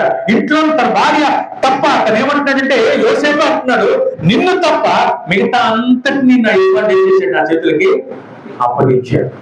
ఎందుకు అప్పగించాడు అనంటే, యోసేపులో ఉన్నటువంటి నమ్మకత్వాన్ని. నమ్మకత్వాన్ని గొప్పగా ఉన్నాయి కాదు, కానీ నా విషయంలో కూడా నేను బ్లెస్సింగ్ యూత్ మిషన్ లో జాయిన్ అయినప్పుడు నేను ఒక సాధారణమైనటువంటి నెల కూలీలాగా జాయిన్ అయ్యాను. నేను ఒక మిషనరీగా కూడా కాదు. నేను జాయిన్ అయినప్పుడు నన్ను మిషనరీగా తీసుకోలేదు, ఒక హెల్పర్ గా తీసుకున్నారు. కానీ ఎక్కడైతే హెల్పర్ గా జాయిన్ అయినో అదే ఆర్గనైజేషన్ కి డైరెక్టర్ గా వర్క్ చేయగలిగేటువంటి స్థితికి తీసుకునేదంటే, మనం ఏ విషయాలైతే నమ్మకంగా ఉంటాం, మనం అనుకుంటాం దీన్ని ఎవరు చూసొచ్చాడులే, మనుషులు చూడకపోవచ్చు కానీ దేవుడు చూస్తాడు. చర్చిలో నీకు ఒక బాధ్యత అప్పగించినప్పుడు ఎలా నువ్వు నమ్మకంగా ఉంటున్నావు? నీ సంఘం గురించి నువ్వు ఎలా నమ్మకంగా ఉంటున్నావు? నువ్వు చేయవలసినటువంటి ప్రార్థన విషయంలో ఎలా నమ్మకంగా ఉంటున్నావు? ఈరోజు ఉపవాస ప్రార్థన నువ్వు ప్రార్థన నడిపించాలంటే ఏదో వచ్చి అప్పుడు చెప్పినప్పుడు చూద్దాంలే, చేసినప్పుడు చేద్దాంలే అని కాదు. దాని కొరకు ఏం చేయాలి? కొన్ని ప్రార్థన అంశాలు ముందుగానే తయారు చేసుకోవాలి, కొన్ని సిద్ధపాటు చేసుకోవాలి. ఏ ప్రార్థన అంశాలు ఉన్నాయో వాటన్నిటిని తీసుకొని వచ్చి ఈ రోజు ఈ ప్రార్థన అంశాలని అది నమ్మకత్వం. వచ్చినప్పుడు చూసుకుందాంలే, చర్చినప్పుడు చూసుకుందాంలే, అది కాదు పిల్లలు. ఎప్పుడైతే నీవు నమ్మకంగా నీ చిన్న విషయాల్లో నమ్మకంగా ఉంటావో దేవుడు ఏం చేస్తాడు? నిన్ను గొప్ప గొప్ప వాటిపై నిన్ను నమ్మకస్తుడిగా ఏర్పాటు చేస్తాడు. కేవలం ఈ చర్చ విషయంలోనే కాదని చెప్తున్నాను, నీ ఇంటిలో, నువ్వు ఊర్లో, ప్రతి విషయంలో నీకు పని అప్పగిస్తే ఉన్నాడు వాడు, వీడు చెప్తే చాలు, శ్రీనికి చెప్తే చాలు, తను చూసుకుంటాడు అన్ని పనులు. అటువంటి నమ్మకత్వం యోసేపుకు ఉంది, అందుకనే తీసుకుని వెళ్ళాడు. ఇంకొక చెరసాలలో నమ్మకత్వం యోసేపుకి ఏంటంటే, చెరసాలలో అంతమంది ఉన్నారు. చెరసాలలో కూడా పరిస్థితి చూసినట్లయితే యోసేపుని తీసుకొని చెరసాలలో ఆపేస్తారు. అక్కడ కూడా సేమ్ రిపీట్. ఏంటో రిపీట్ తెలుసా? ఆ చెరసాల అధికారి ఇంకా ఏమీ చూసుకోలేదట. ఆ చెరసాలలో ఉన్నటువంటి వాళ్ళందరినీ యోసేపు చేతికి అప్పగించాడు. ఒక జైలుని నిర్వర్తించాలంటే జైలు అధికారికి కొంత ట్రైనింగ్ ఇస్తారు. ఎందుకంటే జైల్లో వచ్చే వాళ్ళు అందరూ ఒకలా ఉండరు. ఎవరు వస్తారు జైలుకి? అందరూ మంచోళ్ళు వస్తారా?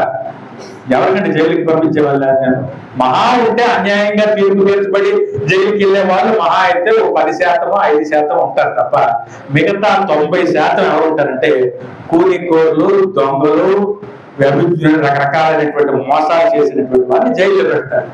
వాళ్ళ దగ్గర నువ్వు జాగ్రత్తగా ఉండకపోతే నీ జైల్లో కొట్టేస్తారు కదా.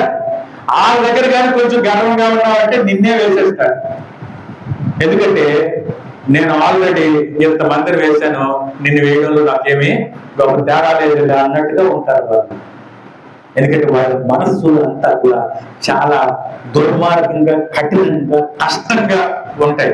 కనుక జైలాధికారికి ట్రైనింగ్ ఇచ్చి ఎవరిని ఎలా చూసుకోవాలి అని ఎంతో శిక్షణతో జైలాధికారిని ఇస్తాడు. కానీ జైలాధికారి చేతులు ఎత్తేసాడు. ఇక్కడ ఏమంటున్నాడు? యోసేపు నువ్వు చూసుకోరా అంటే యోసేపు అంతమందిని కూడా చూసుకుంటూ ఉన్నాడు. యోసేపు ఎవరి దగ్గరికైనా వెళ్ళి, ఒరే బాబు నువ్వు అలా మాట్లాడకూడదురా, నువ్వు అలా చేయకూడదురా అంటే వాడు ఏమంటాడు వెంటనే? ఒరే నువ్వు ఎందుకు చేయకూడదో నాకు తెలుసులే, పోటీపాడు ఇంట్లో నేను పెడితే ఆలావుగా చేయబట్టుకుంటావా నువ్వు, అందుకే నువ్వు జైలుకి వచ్చావు, నువ్వు నాకు చెప్తావా అంటాడు. అంతేనంటారా కాదంటారా? నువ్వెందుకు వచ్చావు జైలుకి? నీ బ్రతుకు నాకు తెలీదా? నీ వెనకాల ఏం చేసావో నాకు తెలీదా?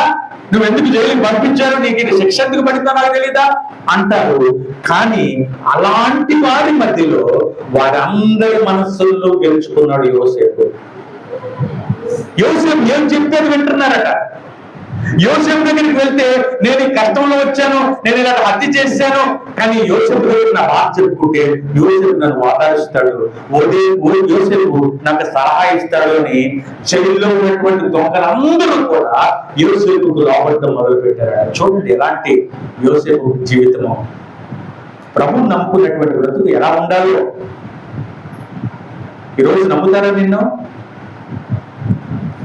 తెలుసులే, ప్రార్థన అంటే ఇక్కడికి వచ్చిన తర్వాత ఎలా బ్రతుకుతారో మాకు తెలీదా అనేటువంటి సాక్ష్యాలు ఈరోజు క్రైస్తవుల మీద, క్రైస్తవ దగ్గరికి రావడానికి అనేక మంది చూపిస్తున్నటువంటి సాకులు ఏమిటి అంటే, వాడు మందిరానికి వెళ్తాడు, ప్రార్థన అంటాడు, బైబిల్ పట్టుకొని వెళ్తాడు, కానీ బయటకు వస్తే బ్రతుకు బాగులేదు. కానీ యోసేపుని అధికారు బ్రతుకు. యోసేపు చూస్తే వారికి నిజంగా యోసేపు ఏ దేవుడినైతే నమ్ముకున్నాడో ఆ దేవుడిని నమ్ముకోవాలి, ఆ దేవుడు నాకు కావాలి అన్నటువంటిగా యోసేపు జీవితం ఉంది. అందుకే దొంగలందరూ లోపడుతూ ఉన్నారు. యోసేపు ఇంకా ప్రతిరోజు వారి కష్టాలన్నీ చూస్తూ ఉండేటువంటి వాడు, వారి మనస్సులో ఏముందో కూడా చూస్తూ ఉండేటువంటి వాడు. ఎలాగోనంటే ఆ మాననాయకులకి రాత్రి ఇద్దరికి 2 కళ్ళు వచ్చాయి. ఇద్దరు ఉదయాన్నే కూర్చొని కొంచెం ముఖంలో తేడా కనబడితే యోసేపు గమనించాడు. ఇంతమంది ఖైదీలు ఉన్నారు, వాళ్ళందరూ రకరకాలైనటువంటి వ్యక్తులు, కానీ యోసేపుకి ఒక మనిషిలో ఏదైనా కష్టం ఉంది అని అంటే యోసేపుకి తెలిసిపోతుంది. ఎందుకంటే అందరినీ చాలా కూలంగా ఆ ముఖ కవళికలను కూడా యోసేపు చూస్తూ ఉన్నాడు. చూసిన తర్వాత వచ్చి అడుగుతున్నాడు, ఏమయ్యా అలా ఉన్నావు అని అంటే, రాత్రి ఒక కళ వచ్చింది, ఆ కళలో ఏమిటంటే ఇలా జరిగింది.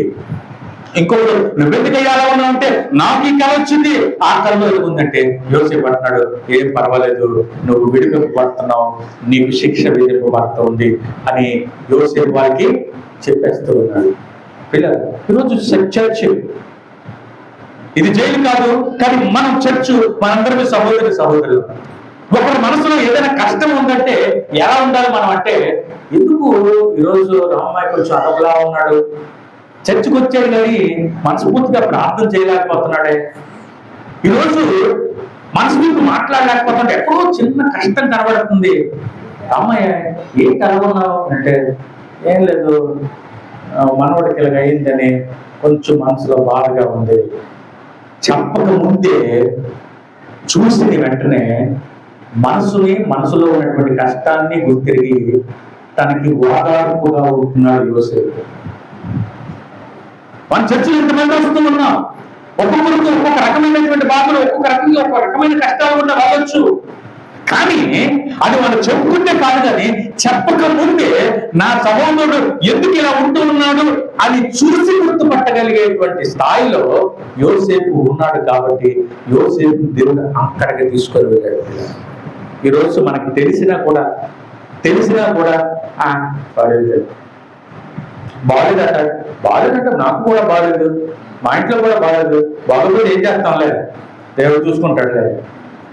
కాదు, యోసేపు అందరి దగ్గరికి వెళ్ళి అందరి మనస్సులు తెలుసుకొని వారి కొరకు ప్రార్థించేటువంటి వాడుగా, వారి హృదయ వేదనని తన వేదనగా భావించేటువంటి వాడుగా, వారిని హక్కులు చేర్చుకొని నా సహోదరుడు వారు ఏ కులస్తుడని ఏ మతస్థుడని ఎవరైనా ఇక్కడ ఉన్నటువంటి వారందరూ కూడా నా చేతికి అప్పగింపబడినటువంటి వారు అని చెప్పి బాధ్యత వహించి వారి బాధలో పాల్పంచుకునేటువంటి వాడు యోసేపు.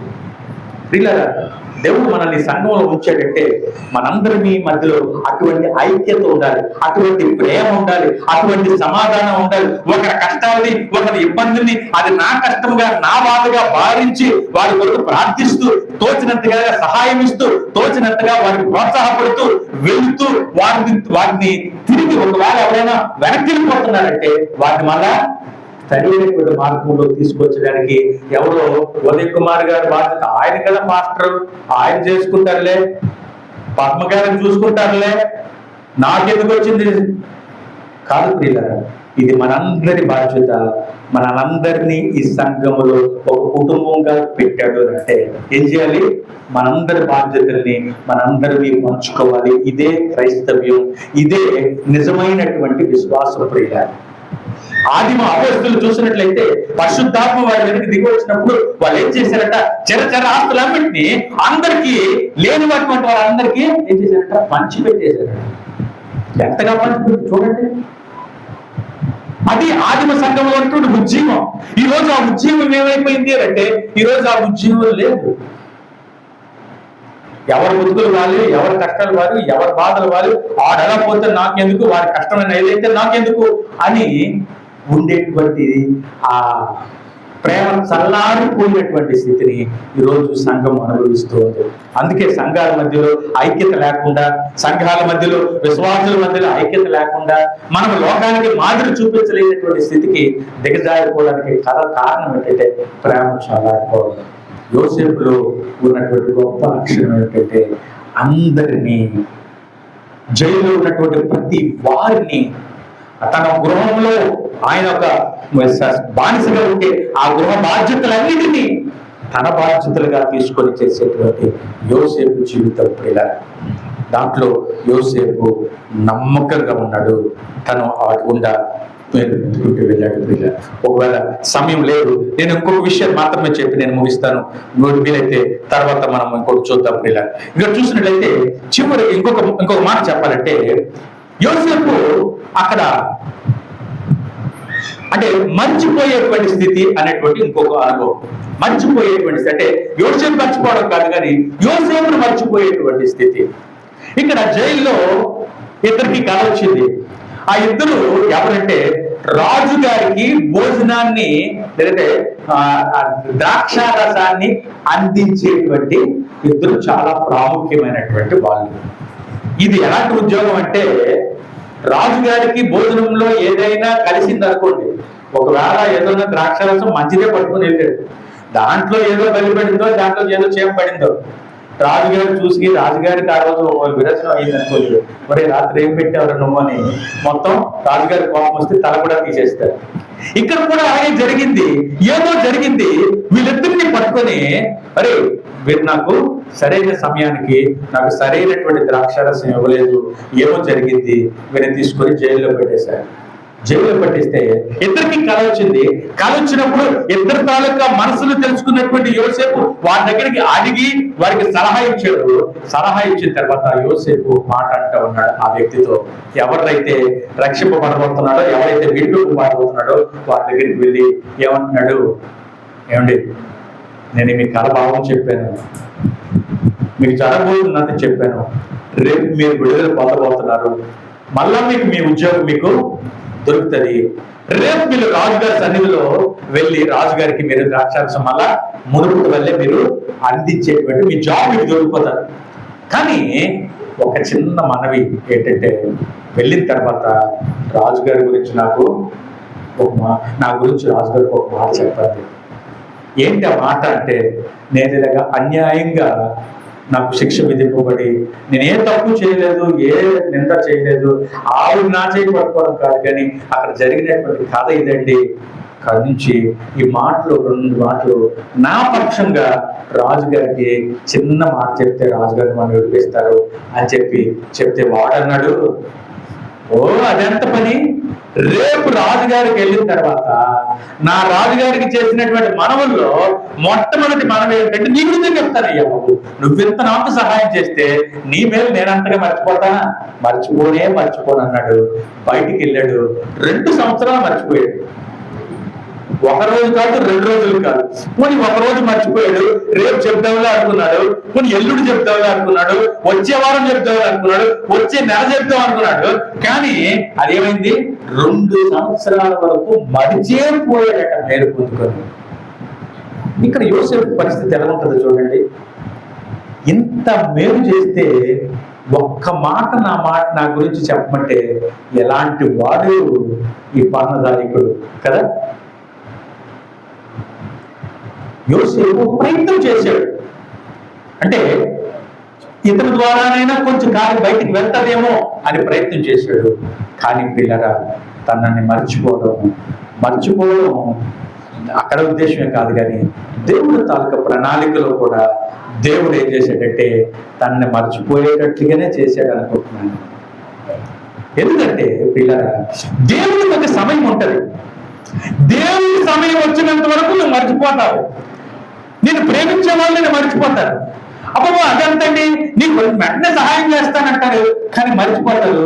ఎందుకంటే దేవుడి సమయం అని ఒకటి ఉంటది.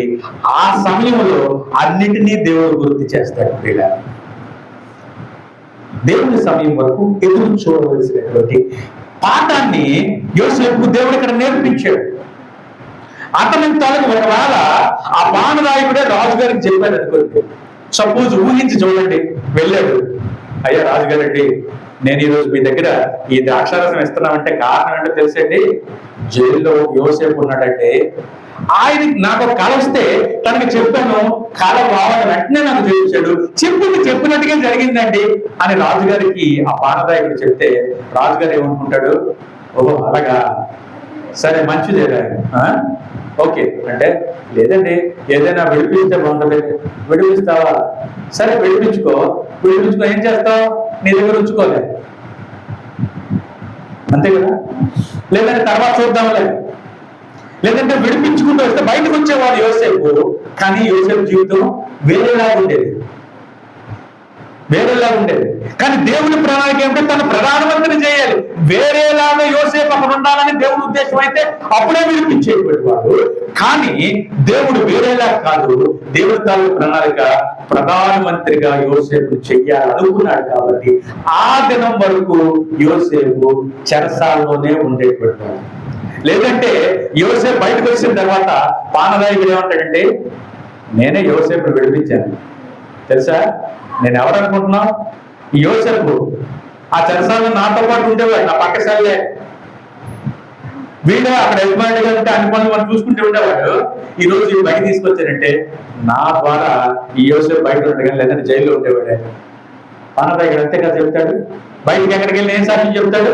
ఈ యోసేపు నా దగ్గర ఉండేవాడు, నేను విడిపించాను కనుకనే ఈ రోజు బయట ఉన్నాడు కాబట్టి, లేదంటే చర్చి ఉండేటువంటి యోసేపుని పానదాయకుడు తనకి ఆ పేరు తెచ్చుకునేవాడు. కానీ దేవుడు అవకాశాన్ని వాడికి ఇవ్వలేదు. నేను తీసుకురావాలి, నేను తీసుకుని వెళ్ళాలి, నేను ఆశీర్వదిస్తే ఇతను ఆశీర్వదించాలి, ఒకడు నా కుమారుడు ఆశీర్వదించడం అంటే అంతే కదా. దేవుడు ఆ సమయం వరకు ఎదురు చూశాడు.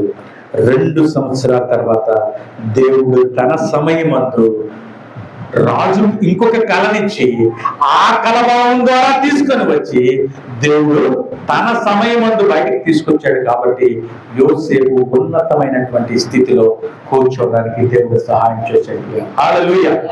మనుషుల సహాయం ఏమాత్రం అండి? మనుషులు మీకు ఈ రోజు చేస్తానంటారు, రేపు మర్చిపోతారు. ఈ రోజు చేసినా కూడా నా ద్వారా నువ్వు ఆశీర్వదింపబడ్డావంటారు. అందుకే అబ్రహాము కూడా తన భార్య చనిపోతున్నప్పుడు ఆ స్థలాన్ని ఉచితంగా తీసుకోమంటే అబ్రహాము అంటాడు, ఒకరు నన్ను ఆశీర్వదించండి, నా యెహోవా నన్ను ఆశీర్వదించాలి. ఒకరు నాకు సహాయం చేసి నేను సహాయం చేశానని చెప్పుకోవడం ఏంటి? నా దేవుడు నాకు సహాయం చేయాలి. మనుషుల సహాయం ఈరోజు ఉంటుంది, రేపు పోతుంది. నా దేవుడు సహాయం చేస్తే నిత్యము నిలుస్తుంది.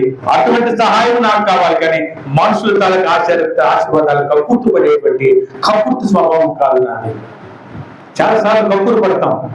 ఆయన దగ్గరికి వెళ్తే ఏమొస్తుందో, ఈ దగ్గరికి వెళ్తే ఏమైనా వస్తుందో, ఇది మంచోడండి, ఈ దగ్గరికి వెళ్తే ఏదైనా చాలా మందికి ఉంటుంటది. వెళ్తే ఆయన దగ్గరికి వెళ్తే ఏదైనా 10 రూపాయలు ఆఫరింగ్ ఇస్తారేమని ఇచ్చేవాటి 10% అంటారు. మనుషుల సహాయం ఆశిస్తూ, మనుషుల సహాయం కొరకు అర్థిస్తూ, మనుషులు సంతోషపడడానికి ఒక్కొక్కసారి నీచమైనటువంటి స్థితికి దిగజారిపోతారు. మనుషులు ఇచ్చేవాడంటే పెద్ద ప్రార్థనలు, లేదంటే చిన్న ప్రార్థనలు, లేదంటే ప్రార్థనే మానేస్తారు. కానీ ప్రియులారా, యోసేపు మనుషులు ఇచ్చేటువంటి బిస్కెట్ల కొరకు ఆశపడలేదు, కానీ దేవుడు ఇచ్చేటువంటి మహిమ కొరకు ఎదురు చూశాడు. అందుకనే దేవుడు యోసేపుని తగిన కాలమందు హెచ్చించాడు. మనుషుల తాలూకు ఆశీర్వాదాల కొరకు బ్రతికేటువంటి బ్రతుకులు ఎప్పుడూ కూడా అవి అక్కడే ఉంటాయి. దాంట్లో ఆశీర్వాదం అనేది కనిపించదు. ఎంత వెతికినా కనిపించదు. బోటర్థం వేసుకుని వెతికినా దొరకదు. నిజమైన ఆశీర్వాదం దేవుడిలో ఉంది. నా దేవుడు నన్ను ఆశీర్వదించాలనేటువంటి భావనతో యోసేపు నిలబడ్డాడు. కనుకనే దేవుడు దీవించాడు. ఈరోజు మనము యోసేపు జీవితంలో పరిశీలించుకుందాం. దేవుడు మనకి ఇచ్చినటువంటి ఆ దర్శనాన్ని, ఆ పరలోక దర్శనాన్ని ఎలా మనం కాపాడుకుంటున్నాం? చివరి వరకు దాంట్లో నిలబడటం కొరకే ఆయన పాదాలు పట్టుకుని మన విశ్వాసంలో నిలబడి ఉంటున్నామా లేదా? మొట్టమొదటి మన ప్రశ్న. మొదట మనం ఏ విశ్వాసంతో వచ్చాం అదే విశ్వాసంతో ఇప్పటికీ నిలబడుతూ ఉన్నామా? లేదంటే మధ్యలో అటు ఇటు తొట్టుపడిపోతున్నామా? తొట్టుపాటు మంచిది కాదు సుమా, జాగ్రత్త. యోసేపుకు ఉండేటువంటిది ఇతరులకు తనకు ఉన్నటువంటి రెండవ గొప్ప ఏంటంటే, ఎన్ని శ్రమలు వచ్చినా కూడా దాంట్లో నిలబడ్డాడు. పరిస్థితులు మారాయి, శ్రమలు మారుతూ ఉన్నాయి, కానీ యోసేపులో మార్పే లేదు, తన మాటలో మార్పే లేదు. యోబు జీవితంలో కూడా అదే, యెహోవా ఇచ్చెను, యెహోవా తీసుకోడు. ఈ రోజు నా దేవుని శ్రమనిస్తే ఈ శ్రమను భరించుకోవడానికి నేను ఏపాటి వాడిని, ఆయన నాకు ఇచ్చాడు కాబట్టి దాంట్లో నేను వెళ్ళడమే నా కర్తవ్యం అనుకున్నాడు. శ్రమలలో మనం ఎలా ఉంది మన స్పందన? శ్రమలో ఎలా నిలబడుతూ ఉన్నాం? నిజమైనటువంటి భక్తి ఎక్కడ కనబడుతుంది, ఎక్కడ నీకు తెలిసిపోతుంది అంటే, నీకు శ్రమ వచ్చినప్పుడు తెలిసిపోతుంది. సంతోషంలో శ్రమ, భక్తి మనకు తెలియదు. సంతోషంలో ప్రార్థన పెట్టుకున్నామండి, మా ఇంట్లో దేవుడు ఉద్యోగం ఇచ్చాడు, లేదంటే మాకు ఉద్యోగం, మాకు అది వచ్చింది ఇది వచ్చింది, మేము ప్రార్థన పెట్టించుకుంటాం, లేదంటే మాకు స్త్రీ పెట్టిన మాకు ఇల్లు దొరికిందండి అందుకని ప్రార్థన పెట్టుకుంటాం అంటే అప్పుడు మనకు తెలియదు. విశ్వాసం ఎప్పుడు తిరుగుతుందంటే, శ్రమ ఇబ్బంది వచ్చినప్పుడు, నీకు వ్యతిరేకంగా పరిస్థితులు దాపులిస్తున్నప్పుడు ఎలా నువ్వు ఉన్నావో అక్కడే నీ విశ్వాసాన్ని తెలిసిపోతుంది. యోసేపు ఎన్ని శ్రమలు వచ్చినా కూడా దాంట్లో నమ్మకంగా యోసేపు నిలబడ్డాడు. అది యోసేపుని అంత స్థితికి తీసుకొని వెళ్ళింది. తర్వాత తప్పుడు ఆరోపణలు వచ్చాయి, యోసేపు మీద నిందలు వచ్చాయి, అవమానం కలిగింది, జైల్లో కట్టబడ్డాడు. యజమాని భార్య ఎంత నీచ స్థితిలో తన మీద నింద మోపి తన జైలుకి పంపించింది. కానీ అలాంటి అనుభవంలో కూడా యోసేపు నిలకడగా ఉన్నాడు, నిలబడి ఉన్నాడు. యోసేపు మర్చిపోయాడు, మేలు చేసినటువంటి వాడు, మేలు పొందుకున్నటువంటి వాడు యోసేపును మర్చిపోయాడు. కానీ అలాంటి పరిస్థితుల్లో కూడా యోసేపు ఎప్పుడు ఎలా తెలుస్తుంది అంటే, ఎందుకు మర్చిపోయిన అలాగే బాగుపడలేదు అంటే, ఒకవేళ యోసేపు ప్రధానమంత్రి అయ్యాడు అనుకోండి, యోసేపు ప్రధానమంత్రి అయిన తర్వాత యోసేపు తనకు అజెండా ఎలా ఉంటుందంటే, ఈరోజు నేను ఈరోజు ప్రమాణ స్వీకారం అయిపోయింది. ప్రమాణ స్వీకారం అయిపోయిన తర్వాత యోసేపు అవన్నీ మనసులో పెట్టుకున్నాడు అనుకోండి, ఏమనుకున్నాడంటే, అమ్మ ఇప్పుడు ఫస్ట్ ఏంటి, మా 11 మంది అన్నల కథ చూసుకోవాలి ఇప్పుడు నేను, అంతే కదా. ఒరే, నన్ను బావిలో చూసేస్తారా, అమ్మేస్తారా, దేవుడు నన్ను ఇప్పుడు స్థలంలో తీసుకొచ్చాడు, ఇప్పుడు చూడండిరా మీ కథ అనుకుంటున్నా. రే, ఆ 11 మందిని ఎక్కడున్నా ఎత్తుకు పట్టుకుంటురా అంటే, ప్రధానమంత్రి అన్ని అధికారులు వస్తే అన్నిటినీ ఆ 11 మందిని పట్టుకొని వచ్చి నాలాగే ఒక బ్యాగ్లో తొయ్యండిరా వీళ్ళని. ఎక్కడ ఆ యొక్క 44 భార్య నెక్స్ట్ లైన్ లో ఉంది. ఏం చేసావు? నేను నీ చేయి పట్టుకున్నానా? నువ్వు నా వెనకాతల మోహంపడి నా చేయి పట్టుకొని నా వస్త్రం లాగి నన్ను జైలుకి పంపిస్తావని ఇప్పుడు చూస్తాను నీ కథ. నిన్ను మీ ఆయన్ని ఎక్కడ పంపిస్తానో చూడు కదా. ప్రధానమంత్రి అధికారం వస్తే ఎలా ఉండాలి? అలాగే ఉండాలి. ఈ పాననాయకుడు నెక్స్ట్ రాజు దగ్గర ఉన్నాడు. ఒరే, ఎంత మేలు పొందుకొని ఎంత అన్యాయం చేశారు నువ్వు. 2 సంవత్సరాలు నీ గుర్తే లేదా? నేను ఇంత నీ కళ బాగుని చెప్పి నిన్ను మళ్ళీ రాజు దగ్గరికి పంపిస్తే నన్ను ఎంతగా నువ్వు మర్చిపోతావు, నీ సంగతి చూస్తాంటారు. ఇప్పుడు యోసేపు చివరికి అందరినీ క్షమించాడు. చివరిగా ఒక మాట మనం చదువుకొని ముగించుకుందాం ప్రియులగా. చివరిగా ఒక మాట చదువుకొని ముగించుకుందాం.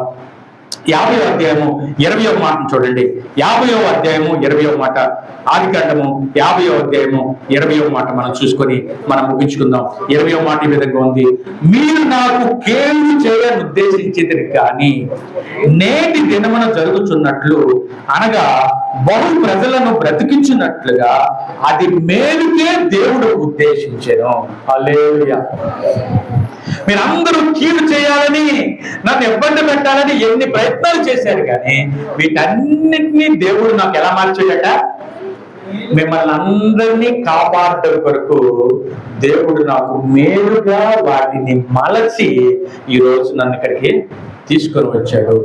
భయపడద్దు, నేను మంత్రిని అయ్యాను కదా, ప్రధానమంత్రి అయ్యాను కదా, మిమ్మల్ని ఏ పరిస్థితుల్లో తెస్తానో, మీరు నా పాపం అంతా మీ మీద నాకున్నటువంటి అంతా కూడా తీర్చేసుకుంటానని అనుకోవద్దు. మీరు ఇంతకుముందు ఎలా ఉన్నారో అలాగే ఉండండి అని వారిని ఓదారుస్తున్నాడు. తిరిగి ఓదారుస్తున్నాడు. భయపడద్దు. నువ్వు కొట్టావా? భయపడద్దు, ఏమవ్వలేదు. నువ్వు నన్ను చీడుతో కొట్టావు, కానీ దేవుడు నాకు అది మంచిది చేశాడు. నువ్వు నన్ను కీడుగా అప్పుడెప్పుడు మోసి జైలుకి పంపించావు, దేవుడు నాకు దాన్ని ఆశీర్వాదంగా చేశాడు. నువ్వు నన్ను మర్చిపోయాడాన్ని బట్టి దేవుడు నన్ను ఆశీర్వదించి ఈరోజు రాజు దగ్గరికి ప్రధానమంత్రిగా తీసుకొని వచ్చాడు అని అన్నిటినీ మంచి మనసుతో స్వీకరించేటువంటి మనస్తత్వము యోసేపు దగ్గర. ఈరోజు మనం ఎలా తీసుకుంటాం? అవకాశం దొరికితే ఇప్పుడు దొరికాడు, వీడిని నేను వదలకూడదు అనుకుంటాను ఇలా. కానీ యోసేపు జీవితం క్షమాపణ జీవితం, దేవుని తాలూకు చిత్తం మీద ఆధారపడి దేవునికే ప్రథమ స్థానం ఇచ్చేటువంటి జీవితం. అటువంటి జీవితం మనకి ఉండాలని దేవుడు కోరుకుంటున్నాడు. అటువంటి జీవితం కావాలని దేవుని సన్నిధిలో ప్రార్థిద్దాం, ఆశపడదాం, కళలు కందాం. అలాంటి కళ మన జీవితంలో నెరవేరడం కాక కళ్ళు మూసుకొని ప్రార్థన చేసుకుందాం. పరిశుద్ధుడా, నీకు వందనాలు, స్తోత్రాలు చెల్లించుకుంటూ ఉన్నాం. యోసేపు జీవితాన్ని ఈరోజు మా ముందుకు తీసుకుని వచ్చి, ప్రభా నా తండ్రి, తన జీవితంలో ఉన్నటువంటి 4 అనుభవాలని ఈరోజు మేము జ్ఞాపకం చేసుకోవడానికి సహాయం చేశావు. ప్రభా నీకు స్తోత్రాలు చెల్లించుకుంటున్నాం. నాయన, నీ ఒక కళనిచ్చావు. ఆ కళని నాయన నీవిచ్చినదని నమ్మాడు. నమ్మిన దాన్ని చివరి వరకు, కళ వరకు పట్టుకొని పట్టుకొని నాయన నిలబడ్డాడు ప్రభా. అందుకనే యోసేపు ఆశీర్వదింపబడ్డాడు. కళ వచ్చిన ముందు దానిని బట్టి ఎన్నో శ్రమలు కూడా తనకు వచ్చాయి. ఆ కళ ద్వారా వెంటనే తనకు శ్రమ వచ్చింది. శ్రమ వచ్చినా కూడా శ్రమలన్నిటిలో కూడా ప్రభా నిన్నే తన మహింపరిచాడు ప్రభా. ఏమాత్రము తొలికిసలాడక, ఏమాత్రము నైనా దుఃఖపడక, ఏమాత్రము నిరాశ చెందక, శ్రమలలో కూడా నా దేవుడు గొప్పవాడని నీతో పాటు